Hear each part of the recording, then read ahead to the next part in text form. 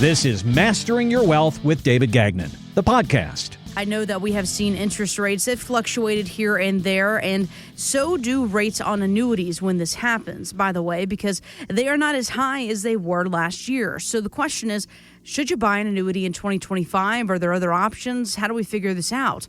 What are some instances where an annuity may be a good choice for guaranteed income, David? You should never make your investment decisions on where you want to put your money, whether it's in stocks, bonds, mutual funds, annuities, or any type of an investment until you have a plan that's really designed with what you want to accomplish for the rest of your life, going into the future, into your retirement, while you're in your working years. Because if you do a plan, what's nice about that plan, by looking into the future with setting your goals of what you want to live on, spend on, adjusted for inflation and taxes, we can see what you need to make decisions on today on as far as how much you need to save, what your rate of return needs to be, how to be tax efficient by putting your money in the right tax buckets or tax types. And when we look into the future with what people are presently doing, we can see what problems might lie ahead. And then the details from that analysis will identify if, in fact, an annuity is a good fit. Because if we see that you're going to run out of income, well, maybe an annuity might be a part of your overall plan to fill that need and that gap. And investment choices and our recommendations are always going to be an afterthought after we put this comprehensive analysis together, because I quite frankly wouldn't know where to advise somebody to invest their money, right? It's like going to the doctor, and the doctor's not even going to ask you any questions, but they're going to prescribe you all kinds of medications or an operation without even knowing anything about you. I mean, that's kind of what a lot of people do with their investment decisions. They invest first and then they hope for the best later because they have no plan to back it up. So many of the calls that we get from listeners are people that have just newly retired and might have been in retirement for a few years, and they're starting to spend money instead of make money.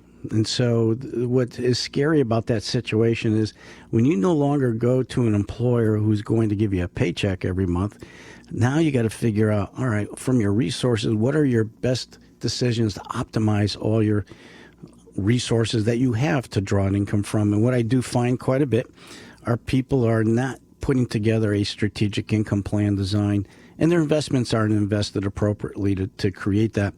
And so we had a couple that came in a few months ago, and they had been retired for a while, and what happened to them was they were still drawing from a growth type portfolio, which in their accumulation years worked fine, but it wasn't generating enough income or yield to support their monthly needs. And what was happening is they were selling off shares over time because the growth of the portfolio was actually going down. The values were dropping and some market fluctuation.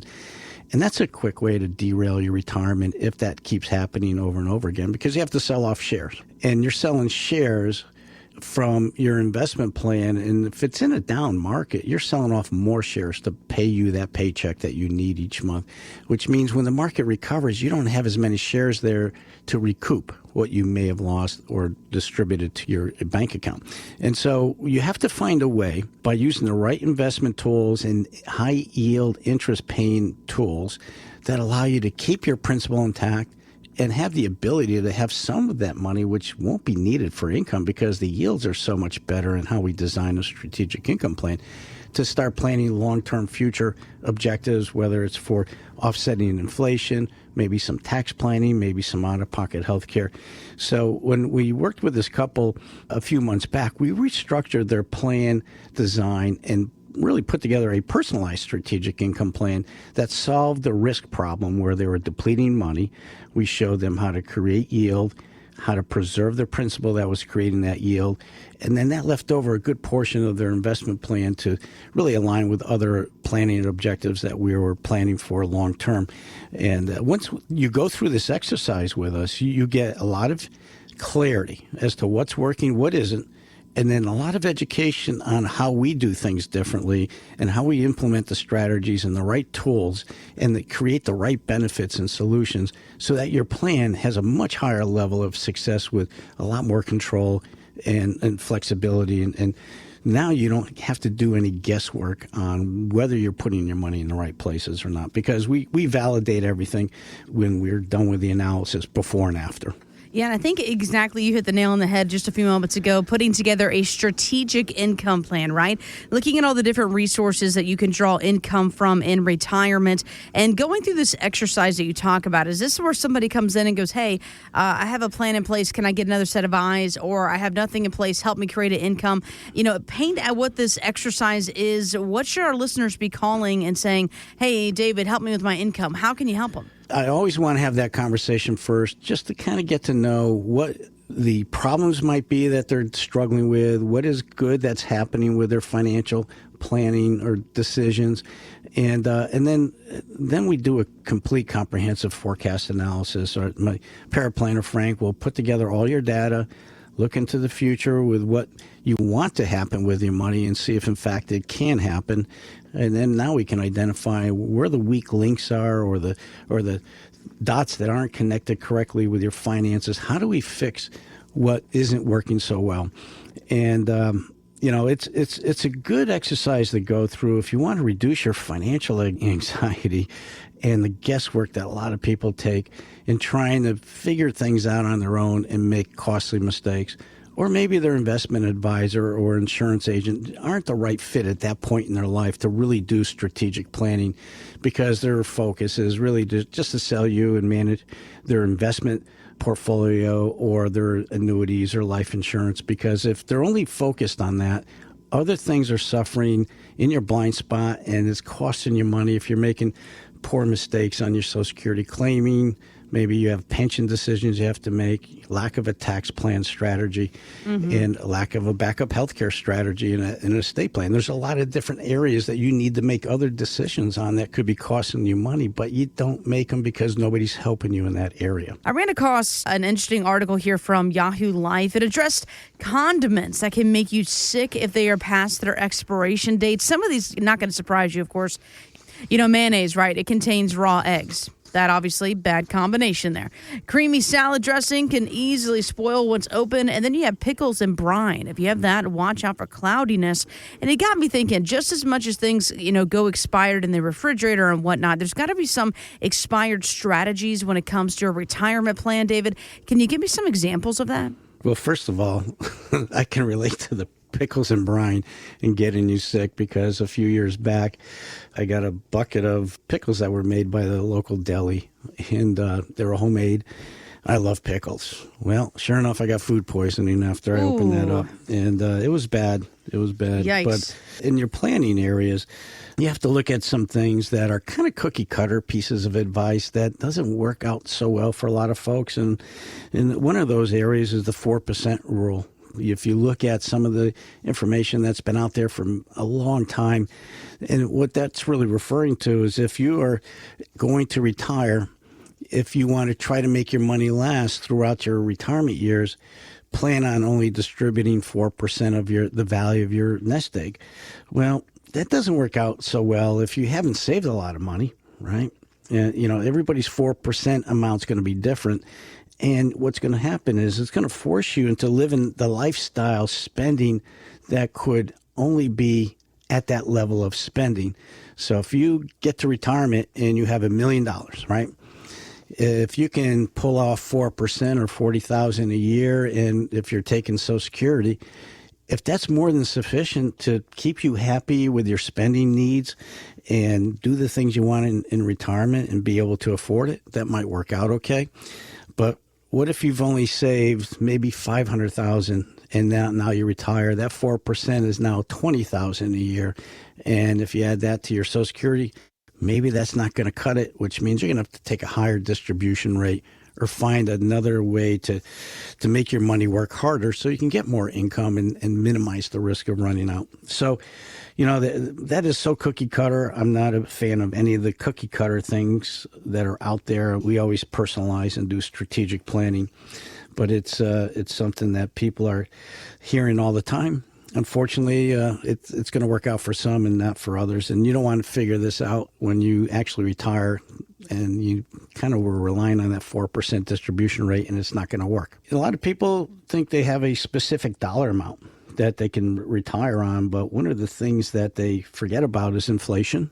Inflation is a big factor that you have to look at long term to see if what you're doing with your money is going to work out okay and how long you're going to live. You're going to only live, in your mind, only 10 years in retirement. It's a big difference in your financial decisions compared to somebody that might live 25, 35 years in retirement. And so there's a lot of variables that people have to really take into account that really should be aligned personally in their planning and objectives. And, this is what we do. Now, David, this is a big question here, kind of personal. When somebody gives you a gift card for, the holidays or birthdays or whatever it is, are you the person that throws it in a drawer? Do you put it right in your wallet? What kind of guy are you? Well, to be honest with you, I have a couple of gift cards that I see in my desk every day when I go in, when I open the drawer that I haven't used yet. And, it happens. I get gift cards occasionally, but I don't seem to use them right away. And then sometimes I lose them and then forget about them. So. Well, listen, you're not alone. A lot of folks do that. My in-laws are terrible. I was just at their house not too long ago and opened a drawer, and I swear to you, at least 5 of the 10 gift cards that were sitting in there were from me. So a lot of people out there, they just leave it. It's like dead money, right? They just leave it on the counter. Apparently, there's an estimated $23 billion in unused gift cards just floating around out there.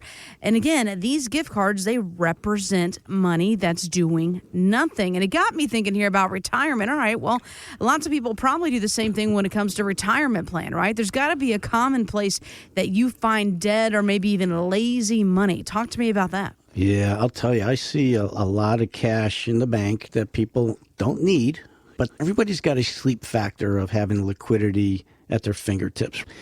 And I see people that have excess cash sitting in a savings or checking account that is there because that's their safety net in their mind.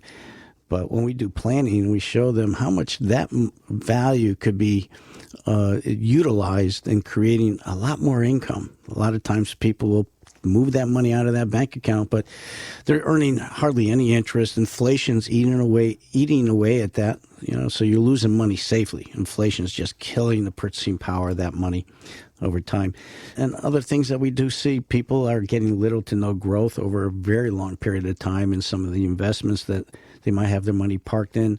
Insufficient growth and insufficient income distribution coming from some of their investments that aren't aligned with their objectives efficiently. Mm-hmm. But I see a lot of dead money out there, and people don't really see it differently until we point it out and why that could be a problem in their planning and what they're leaving on the table.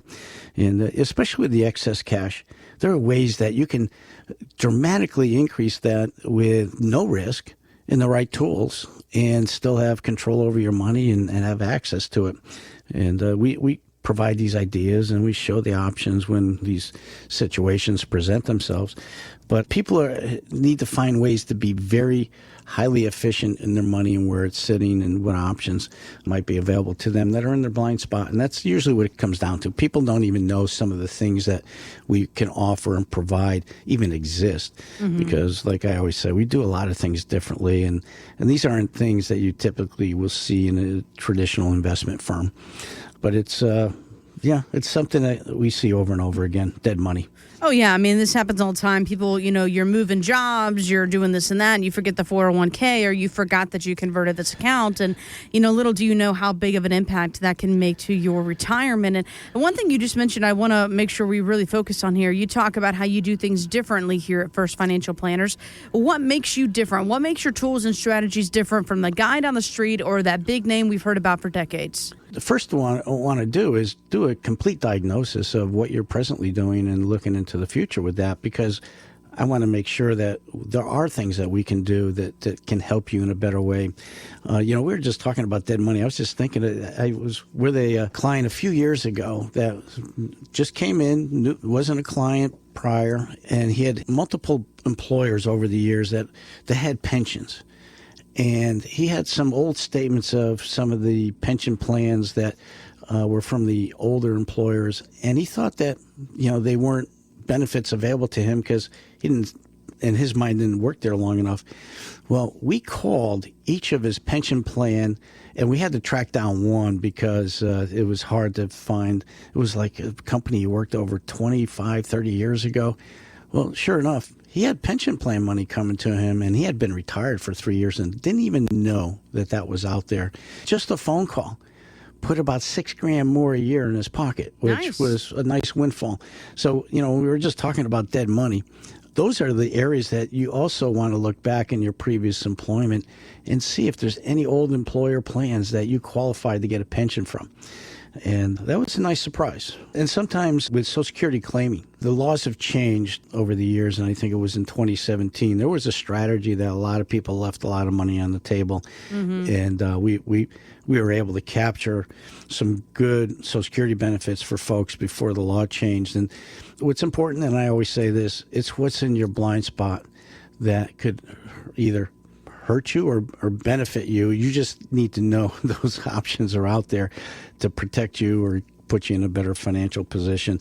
And when you're entrenched in what we do, there are a lot of things that we see that most people don't see when we look at their financial overview, and we take that high-level review just to see, is there a way we can help you out, and are you really going to be on the right path forward with what you're currently doing? It's something that it's always good to get a second opinion, even when you're going to the doctors. A lot of people might be diagnosed with a very scary ailment, and they got some tough choices to make. Well, sometimes you got to maybe get a second opinion, because not everybody has all the answers. You mentioned Social Security just a few moments ago. I know that is a huge conversation for a lot of folks right now. The insolvency date keeps changing. Is it going to be 10 years? Is it going to be sooner? Is it going to happen at all?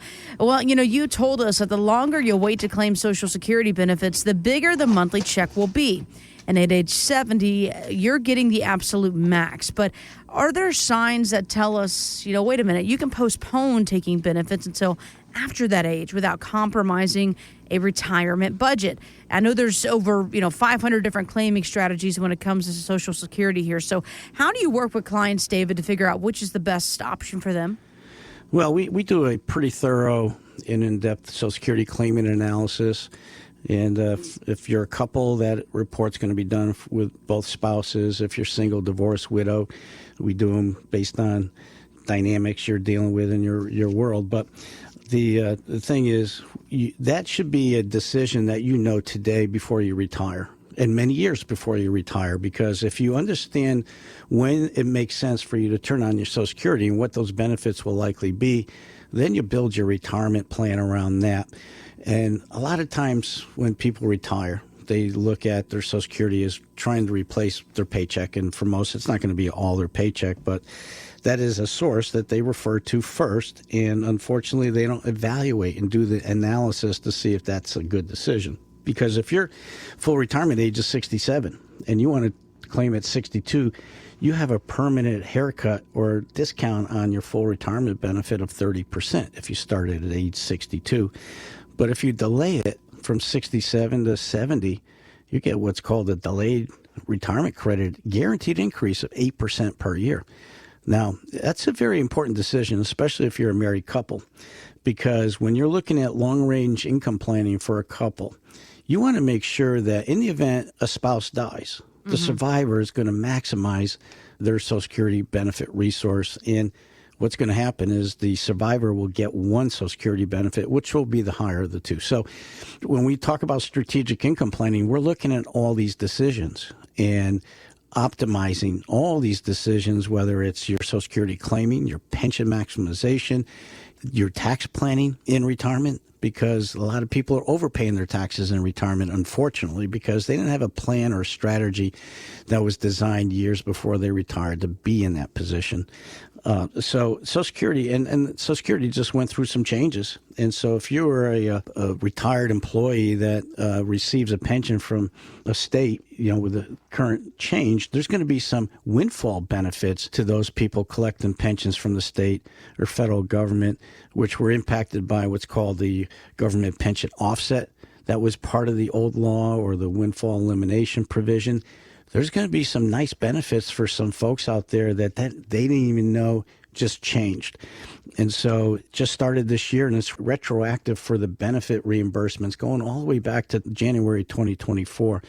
For those folks, there's going to be some nice opportunities to get more income throughout their retirement, and also go backwards for the last 12 months to possibly get a nice windfall from this current change. So if anybody is a public employee or was a public employee and receives or will be receiving a pension, they should reach out to us and let us work out the details to see if they have some money coming to them.